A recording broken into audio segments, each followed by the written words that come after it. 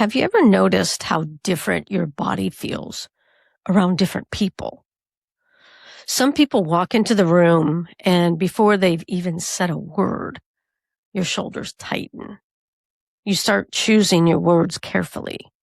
You wonder if you're too much or not enough.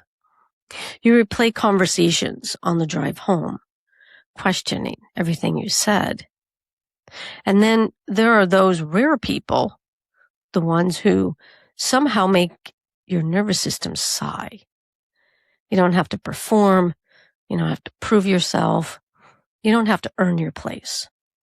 You don't have to become someone different just to be loved. You simply exhale. What if that's what healthy relationships are supposed to feel like? Not perfect, not effortless, but safe enough that your body no longer mistakes love for survival. Today we're beginning a brand new chapter in the Connected, the Courage to Stay Real series. And I believe that this conversation has the potential to change not only how you see your relationships, but how you experience them.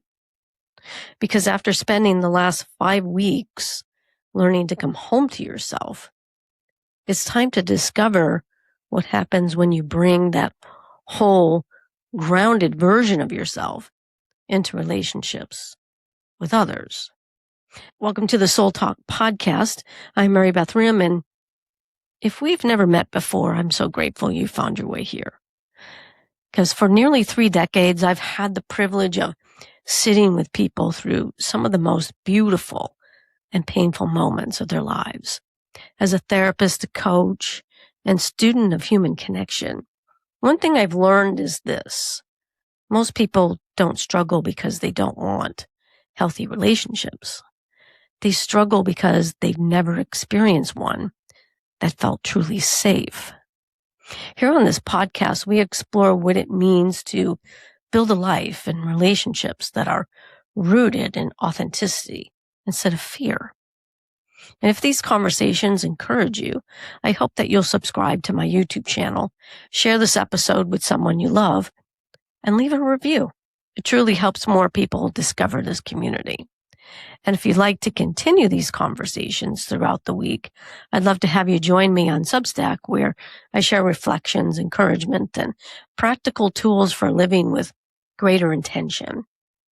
You'll also hear more about a 12-week program called The Connection Method. It's my recorded program designed to help you build healthier and more authentic relationships by first strengthening the relationship you have with yourself. Now, take a slow breath with me and just settle in. Because today's conversation isn't about finding perfect people. It's about discovering what it feels like to finally breathe inside a relationship. I've been thinking a lot about the word exhale. Not because it's poetic, but because it's physiological. You see, your body doesn't exhale deeply unless it believes it's safe. Think about that for a moment. When you're startled, you inhale. When you're anxious, you hold your breath. When you're anticipating criticism, your breathing becomes shallow. Your muscles tighten, your jaw clenches. Your heart begins preparing for something your mind may not even recognize yet. And your nervous system is always asking one question. Am I safe here? Not just physically, emotionally, relationally, spiritually. Can I be honest here? Can I disappoint someone here? Can I say I'm struggling? Can I make a mistake without losing love? Can I have a different opinion? Can I simply be myself? Those are the questions your body is quietly asking every single day. And often, it answers long before your mind catches up. I think many of us have spent so much of our lives adapting to relationships that we forgot what safety actually feels like. Maybe we became the peacemaker, the achiever, the caretaker, the one who never needed anything, the funny one, the responsible one, the fixer, the strong one. Not because those things were wrong, but because somewhere along the way, they became the price of belonging. And after enough years, you stop asking, who am I? Instead, you start asking, who do I need to become so everyone else stays okay? Well, that's exhausting. No wonder so many people feel tired all the time. And sometimes we're not tired because life is busy. We're tired because we're carrying versions of ourselves that were never meant to be permanent.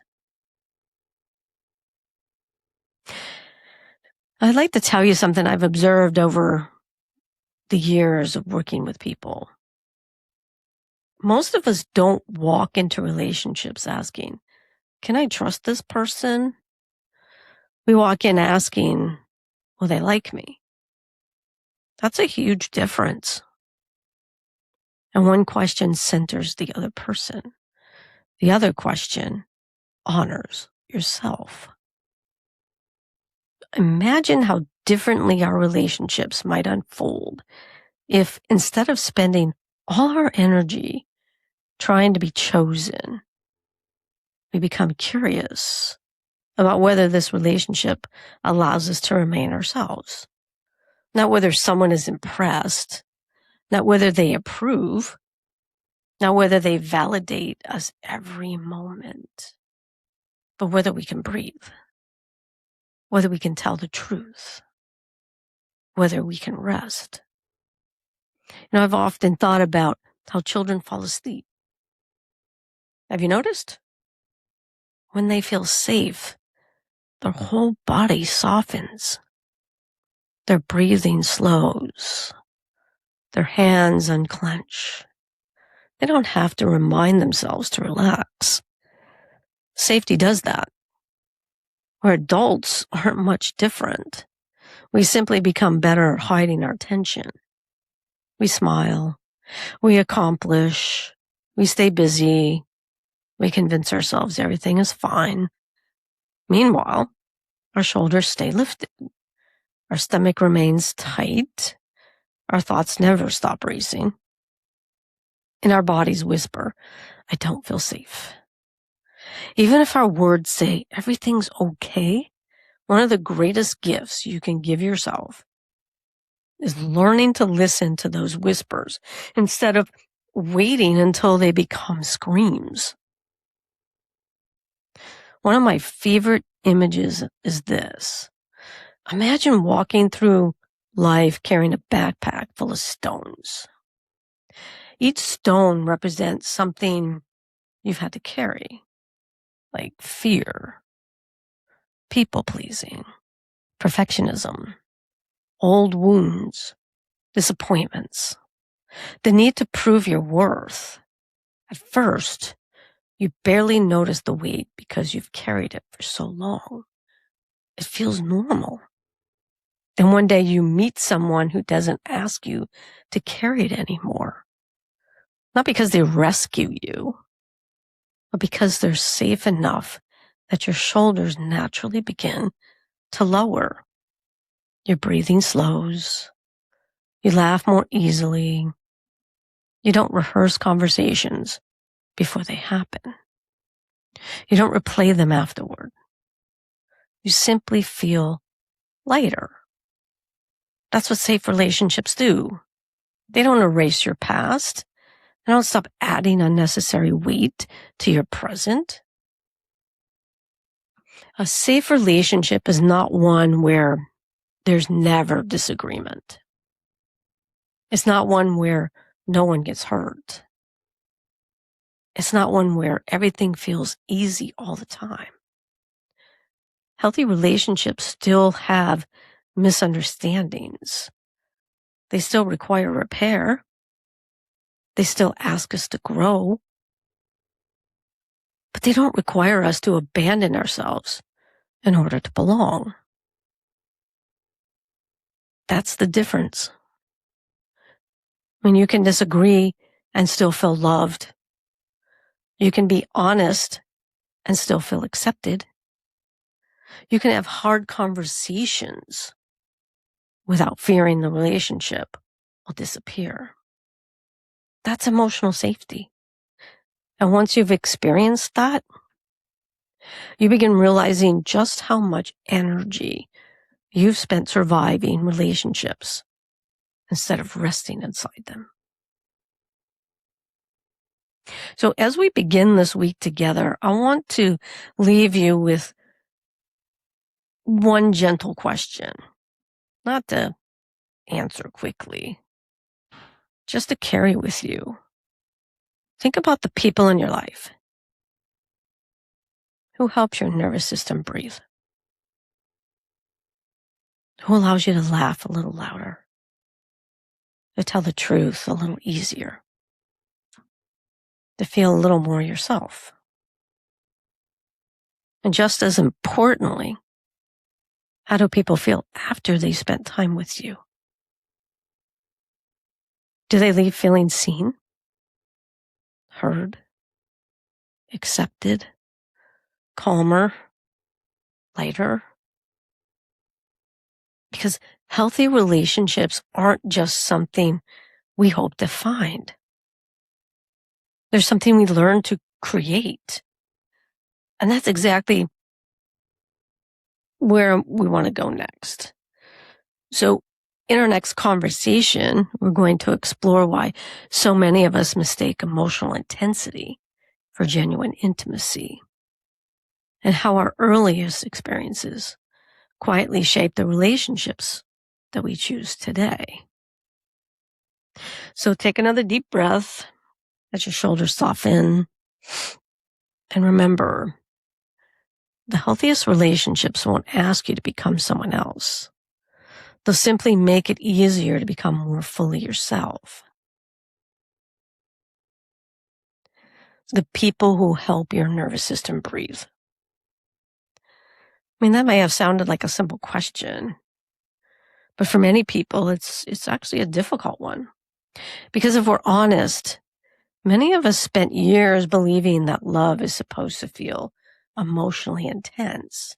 We think love should sweep us off our feet, keep us guessing, make us work harder, leave us wondering where we stand. We've been taught to call that passion. Sometimes it's simply anxiety. I mean, I remember sitting with clients over the years who would describe a relationship by saying, I just can't stop thinking about them. I feel sick when they don't text. When they're happy with me, I feel amazing. When they're distant, I feel like I'm falling apart. And they would often end the story with, I've never loved anyone this much. But as I listened, I found myself wondering something very different. I wasn't hearing peace. I was hearing fear. Not because those feelings weren't real. They absolutely were. But intensity and security are not the same thing. Our brains are fascinating. They're always trying to answer one important question. What feels familiar? Notice, I didn't say what feels healthy. So our brains don't automatically search for healthy. They search for familiar.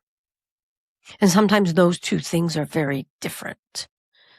If chaos was familiar, calm may feel boring. If unpredictability was familiar, consistency may feel suspicious. If you grew up believing love had to be earned, then someone who freely offers kindness might actually make you feel uncomfortable. Not because something is wrong with them, but because your nervous system hasn't learned that love can be steady. Think about learning how to drive. At first, everything feels unfamiliar. You're thinking about the mirrors, the pedals, the speed, your hands on the wheel. It's exhausting. But eventually, driving becomes automatic. Relationships pretty much work the same way. Whatever we experience repeatedly, our brains begin to recognize as normal. Even when it hurts, especially when it hurts, because familiar feels predictable. And predictable often feels safe, even when it isn't. One of the greatest misunderstandings we have about relationships is believing that butterflies always mean we found the right person. Sometimes butterflies are simply uncertainty.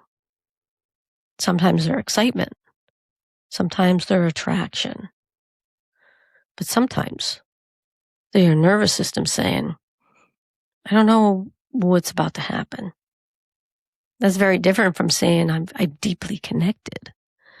Learning the difference changes everything. So have you noticed how some relationships keep you constantly evaluating yourself?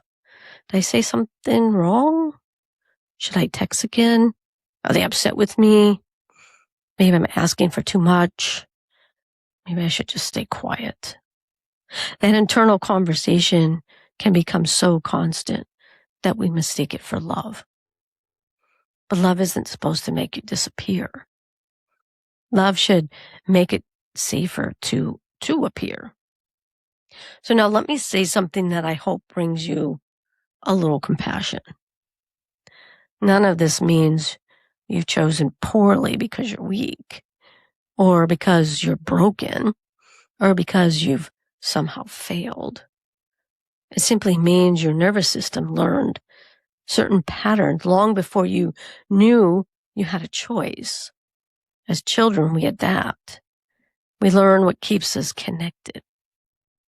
Some of us learn to become quiet. Some become funny. Some become responsible. Some become perfect. Some become invisible.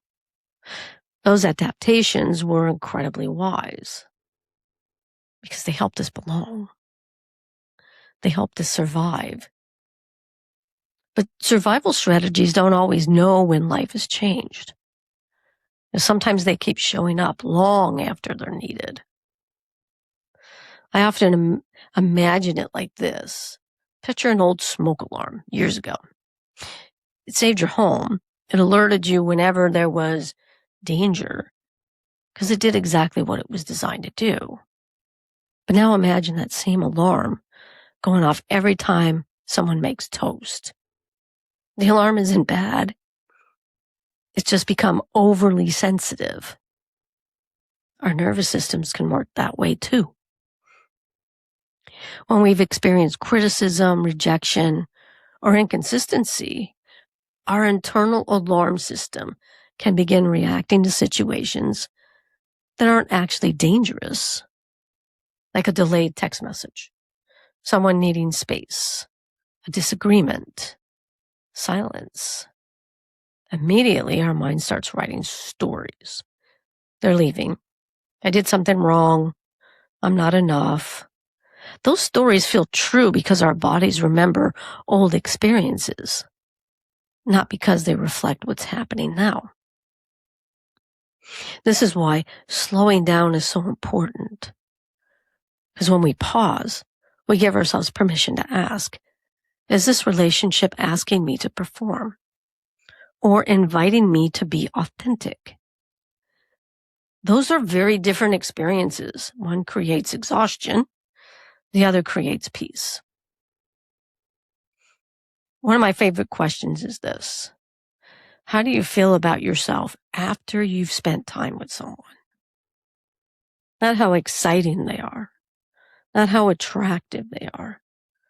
Not how accomplished they are. How do you feel about yourself? Do you leave feeling smaller or stronger? More anxious or more grounded? Do you feel like you were auditioning or simply being yourself? Is that question that reveals more than almost any personality test ever could. Healthy relationships don't require constant emotional guessing games. You don't have to decode every text message. You don't have to earn affection through perfection. You don't have to become someone else to maintain connection. That doesn't always mean relationships are effortless. It means they are emotionally honest. You know where you stand.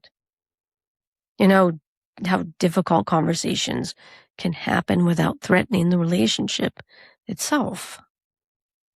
And you know that repair is possible. That's what allows your nervous system to settle. So I'd like you to carry one thought with you right now. And what if the greatest sign of love isn't how intensely someone makes you feel, but how peaceful you become in their presence? What if love isn't measured by emotional highs, but by the quiet confidence that you don't have to earn your place? Maybe real love doesn't always arrive like fireworks. Maybe it arrives like an exhale, like coming home after a very long day, like taking your shoes off that never feel like they quite fit, like realizing you finally found a place where your heart doesn't have to brace for impact. And perhaps that's what your soul has been longing for all along. Let's explore something beautiful. We'll paint a picture of what emotionally safe people actually look like. Not perfect people, not people who never make mistakes, but people whose presence helps others feel seen, heard, and free to be fully themselves. So I'd like you to do something simple. Take a slow breath and let your shoulders soften. Relax your jaw and notice your feet resting on the floor. Just for this moment, allow your body to know there's nothing you need to prove. So what if the greatest sign of love isn't how intensely someone makes you feel, but how peaceful you become in their presence? I want you to stay there for a little bit, because I think many of us have spent so much of our lives learning what unhealthy relationships look like that we've never stopped to ask, what does emotional safety actually feel like? Not what it looks like on social media, not what the movies tell us, not perfection, not never disagreeing, but real, ordinary, steady, human connection. What does that actually feel like? I don't believe emotionally safe people are perfect people. In fact, one of the first things you'll notice about emotionally safe people is that they're comfortable admitting they aren't perfect. They don't have to win every argument. They don't have to be right all the time. They don't have to protect an image. They're simply willing to be human. And somehow, their willingness to be human gives you permission to be human too. I mean, have you ever experienced that? You sit down with someone, and within minutes, you realize you're breathing differently. As your body softens, you laugh more easily. You stop editing every sentence before you say it. You don't feel like you're walking through an emotional minefield. You simply exist. That feeling is incredibly healing. I often think emotional safety is less about what someone does and more about what happens inside of you when you're with them. because you don't feel rushed. You don't feel evaluated. You don't feel like you're taking a test you didn't know you were taking. You don't constantly wonder, did I say too much? Did I not say enough? Instead, you leave the conversation feeling more like yourself than when you arrived. And think about that. Because healthy relationships don't drain your identity. They strengthen it. One of the greatest gifts safe people offer us is curiosity. They ask questions, not gather ammunition, but because they genuinely want to understand. They don't assume your intentions. They don't rush to conclusions. They stay curious. I sometimes wonder how many arguments could be avoided if we simply replaced assumptions with curiosity. Instead of saying, you always, imagine asking, help me understand. Instead of defending ourselves, what if we become students of one another? Curiosity creates connection. Defensiveness creates distance. Another beautiful quality of emotionally safe people is consistency. Now, consistency isn't about being perfect every day. We're all going to have difficult days. We're all going to be tired, stressed, or distracted. Consistency simply means I generally know who I'm going to meet when I walk through the door. I don't spend my life wondering which version of you is waiting for me today. That kind of steadiness allows trust to grow, because trust isn't usually built through grand gestures. It's built through ordinary moments repeated over time. Showing up, keeping your word, following through, being honest, being kind, repairing when you've caused hurt. Those ordinary moments become the foundation underneath extraordinary relationships. So let's talk a little bit about repair for a moment, as I think this may be one of the greatest differences between healthy relationships and unhealthy relationships. Healthy people aren't people who never hurt one another. Healthy people are willing to come back to say, I'm sorry. I didn't realize how my words affected you. Can we talk about what happened? Help me understand your experience. Do you know how powerful those words are? Because they tell another person, our relationship matters more than my pride. I mean, repair doesn't erase the pain, but it restores trust. And over time, it teaches both people something beautiful. We don't have to fear conflict because we know we can find our way back to one another. One of the things I appreciate most about safe people is that they make room for different opinions, room for changing your mind, room for tears, room for laughter, room for silence. Have you noticed how uncomfortable silence has become? Because we rush to fill every pause. But emotionally safe people aren't threatened by quiet. They don't assume silence means rejection. Sometimes they simply sit beside you. And somehow, that feels like love. I've often said that listening may be one of the purest expressions of love, not fixing, not rescuing, not immediately offering advice. Listening. Really listening. Listening with your whole heart. Listening without preparing your response while the other person is still speaking. Listening because another human being deserves to feel understood. I wonder how different our relationships would become if more people felt deeply heard. Sometimes healing begins not because someone had all the answers, but because someone finally listened without trying to change us. Here's another characteristic of emotionally safe people. They celebrate your growth. They don't become threatened when you become healthier.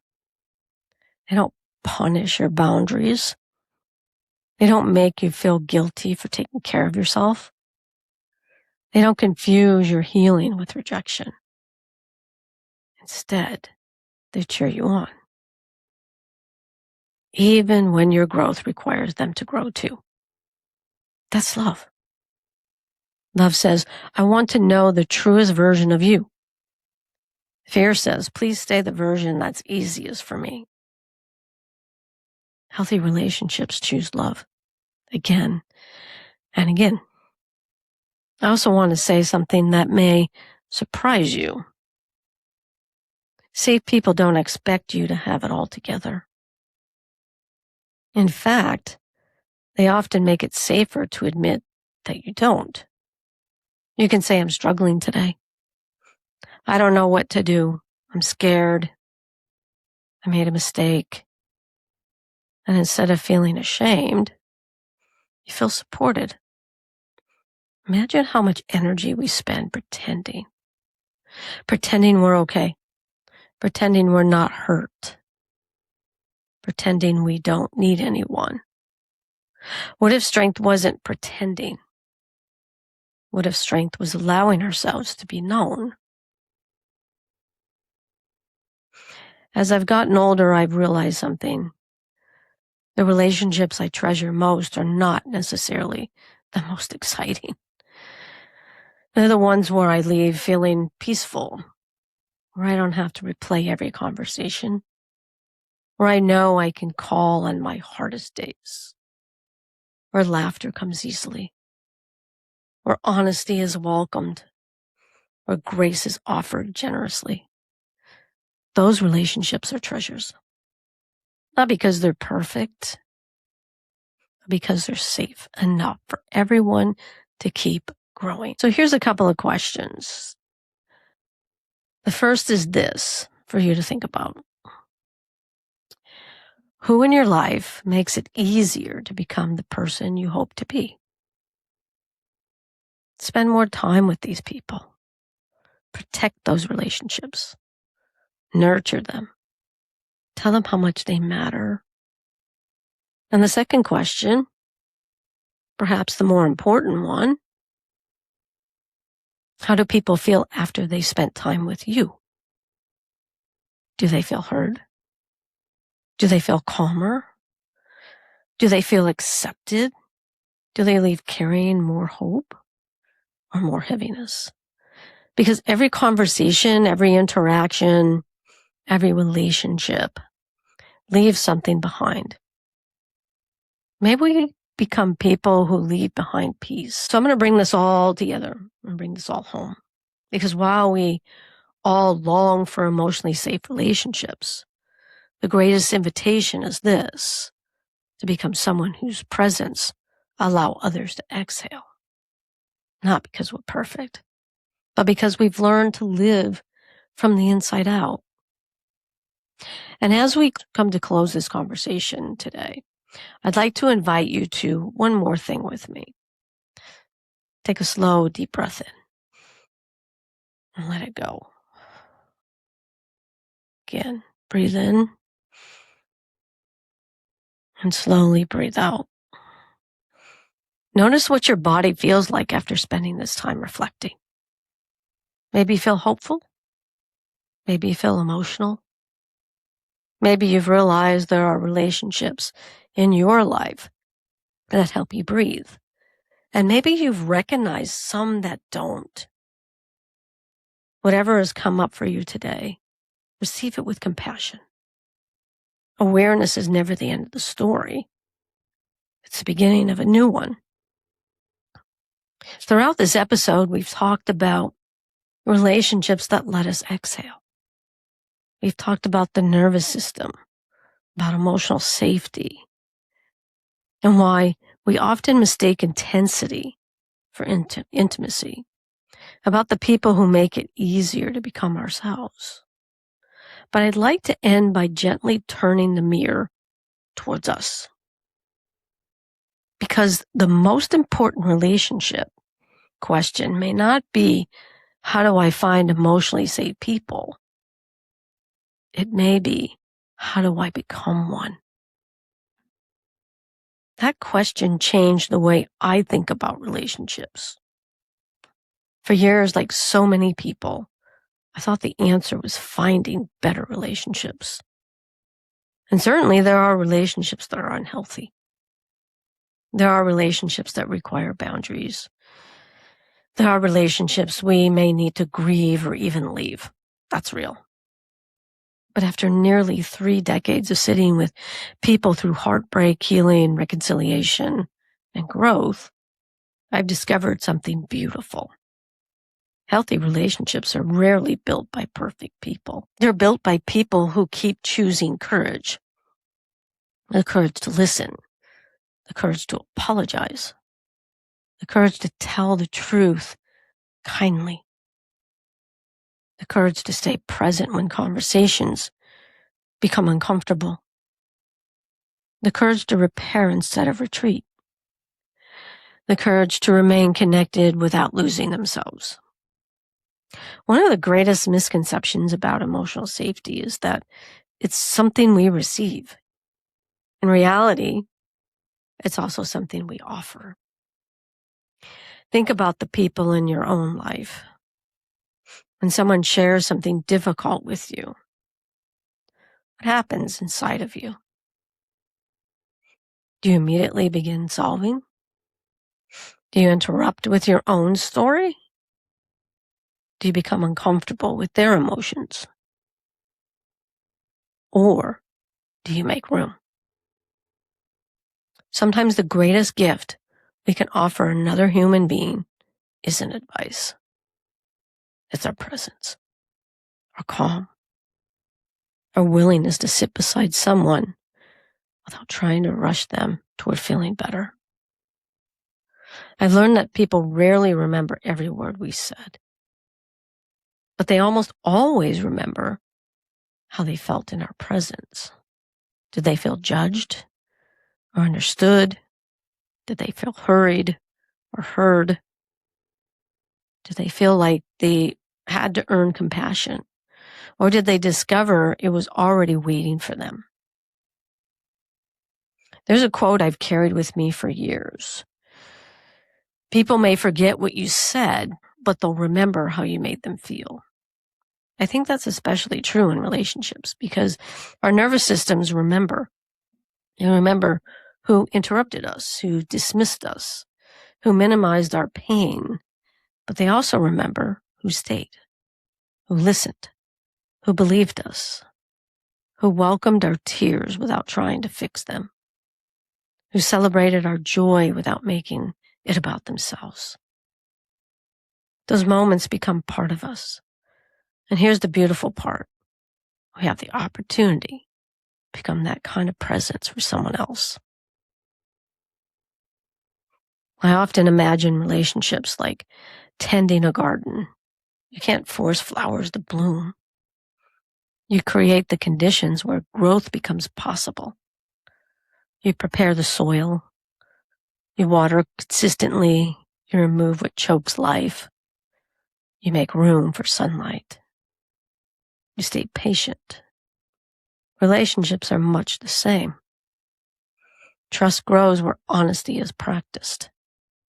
Peace grows where criticism decreases. Connection grows where curiosity replaces assumptions.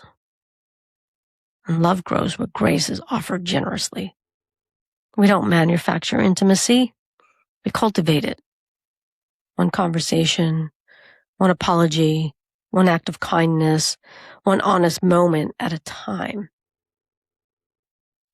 And I want to say something especially to those of you that have been hurt.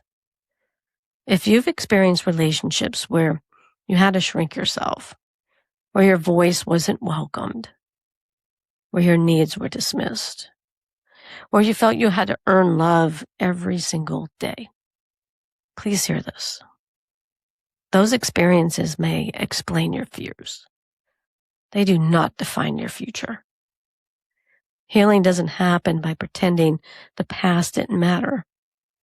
Healing happens as your nervous system slowly experiences something different. One safe conversation, one trustworthy friendship, one honest relationship, one moment where you realize, I can tell the truth here. That's how trust is rebuilt. Not all at once, but one exhale at a time. So as we end today, I'd like to leave you with a practice for this week. Before every meaningful conversation, pause. Take one slow breath and silently ask yourself these 3 questions. How can I bring peace into this moment? How can I stay curious instead of defensive? How can I help this person feel safe enough to be honest? Imagine what would happen if more of us walked into our homes, our workplaces, our friendships, our marriages, with those 3 questions already resting in our hearts. I think the world would feel so different. Not because we'd eliminate conflict, but because we'd learn how to move through it without abandoning one another. You know, as I look back over these first 6 weeks of this series, something strikes me here. Week after week, we've been practicing returning to ourselves, listening to our bodies, trusting our inner voice, listening from the inside out. And now I realize that work was never about us. It was preparing us for each other. Because people who know themselves don't have to manipulate others. People who are grounded don't have to control every outcome. People who have learned to stay with themselves are far more able to stay with someone else. Maybe that's what connection has always been. Not losing yourself in someone else. Not protecting yourself from everyone else. But bringing your whole authentic self into the relationship and creating enough safety for another person to do the same. So this week, notice who helps you exhale. Then thank them. Spend time with them. Protect those relationships. And then become someone who offers that same gift. Be the person whose presence slows the room, who listens before speaking, who chooses understanding over assumption, who apologizes without defensiveness, who celebrates another person's growth, who isn't afraid of silence, who tells the truth with kindness, who leaves people feeling lighter than when they arrived. Because that kind of presence changes families, changes friendships, changes marriages, changes communities. And sometimes it changes a life. So thank you so much for spending this time with me today. And if this conversation encouraged you, I would love for you to subscribe to my podcast and my YouTube channel, leave a review, and please share this episode with someone who might need to hear that healthy relationships don't require us to disappear. They invite us to become more fully ourselves. And if you'd like to continue this journey, you'll find some reflections on Substack along with guided meditations every day and resources that help you practice what we've talked about today. And if you're ready to go even deeper, I'd love to welcome you into the Connection Method.